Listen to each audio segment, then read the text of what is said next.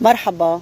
الكذب والتدليس اللي احنا عايشين فيه وما زلنا وسنظل عايشين فيه مع شوية مأجورين، مع شوية سفلة، مع شوية ناس ما يعرفوا عن الاحترام شيء.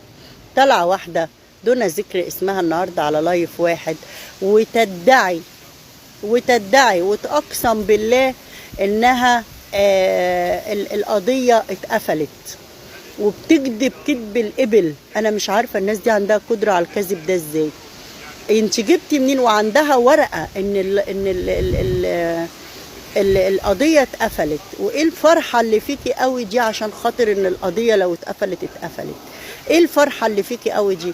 وعندكوا دليل لدينا مراجيح، وعندكوا دليل ومش عارفة ايه. انت اصلا ما تعرفيش حاجة عن القانون، لانك لو واحدة تفهمي في القانون هتعرفي ان الدليل ده مكانه النيابة العامة. انا بدي شكوكي وبدي معلوماتي، والنيابة العامة بتحل اللغز وبتجيب الدلائل.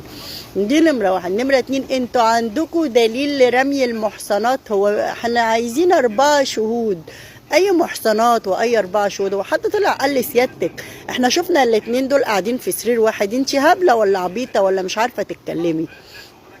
تعلمي تتكلمي الاول. مش انت اللي طلعتي عندي زمان وكنت بتكلم عن اللاجئين وطلعتي قعدتي تقولي لا دول غلابه ودول مش عارفه ايه، ودول عايزه تتمحكي في اي حد وتشبطي في كعب اي حد وفي اي حاجه واي سلام واي كلام واي هجايس بلا مبدأ. لا عندك مبدأ ولا عندك مصداقية، وطلعت كل حاجة كذب وقلة أدب وتطاول، وطلعت تتكلمي تقولي أنا بحارب الناس اللي بتغلط، وسفلتك وقلة أدبك على أهل الشيكة دي تسميها إيه؟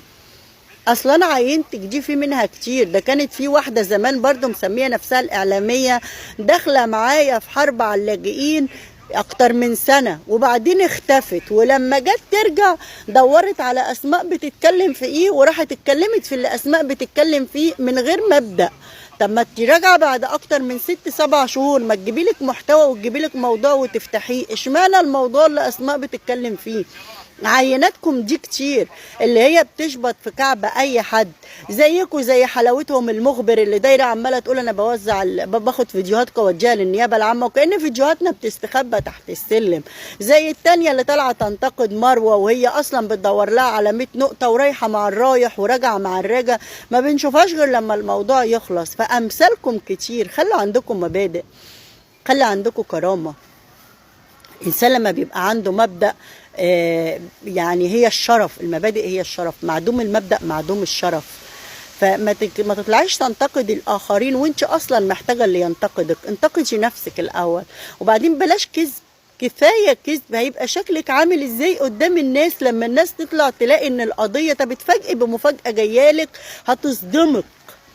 هتصدمك عشان تعرفي انك انت كدابه في موضوع القضيه اللي اتقفلت. وبعدين القضيه لما تتقفل ايه مدى الفرحه اللي عندك قوي دي؟ ايه مدى الفرحه اللي عندك دي؟ خلي عندكم مبدأ وخلي عندكم كرامه وخلي عندكم دم، لان انتم معدومين المبدأ والكرامه. انا مش قادره افهم الشخصيات دي ايه. ونيجي بقى لمحمد ايهاب. منزل محمد بيه فيديو لمنى اخت شيكا وهي قاعده شقيانه. دي الست الشقيانه يا محمد. المرحله دي مرت على الشقيانين، ما متمرش غير على الشقيانين. انما الحراميه وبياعين الاعضاء واللي بيتاجروا باجوازهم واللي بيتاجروا باصحابهم واللي ما عندهمش مبدأ واللي ما عندهمش شرف غير الماده والماديات والطمع والجشع، دول ربنا يكفينا شرهم. دول هتجدهم زي العرايس الملمعة في البتارين، لأن مالهم كله حرام، لكن بتبقى آخرتهم سودة. بيرزقهم ربنا بالمرض اللي يقطع جسمهم، بالسرطان اللي يهري كبدهم. فمش انت اللي هتطلع تتكلم على منى وتسخر من منى. منى ستك وتاج راسك ستك وتاج راسها. ما بتاكلش حرام، ما بتدخلش بيتها حرام، ما بتتاجرش بواحد وتقطع علاقته بأهله عشان يستفردوا بيه. فاهم يا محمد يا إيهاب؟ هي دي من وجهة نظرك الصداقة. ده أنا لو على قدر عالي بنسبة 10% من الصداقة وبحترم الصديق، لو أهله عملوا مهما عملوا ما طلعش أعمل العمال القذرة اللي انت بتعملها. لكن انت مأجور مرتزق مع اللي بتديلك الراتب الشهري، تطلع تتوجه عشان تتطاول وتقل أدبك على منى، تتطاول وتقل أدبك على محمد، تتطاول وتقل أدبك على كذا. وانت اصلا في الحالتين غدار وخاين. مالك حرام، المال الحرام ما بينفعش. فمنى ستك وتاج راسك، خلي عندك شوية مبادئ، بس ما اظنش المبادئ عندكم معدومة.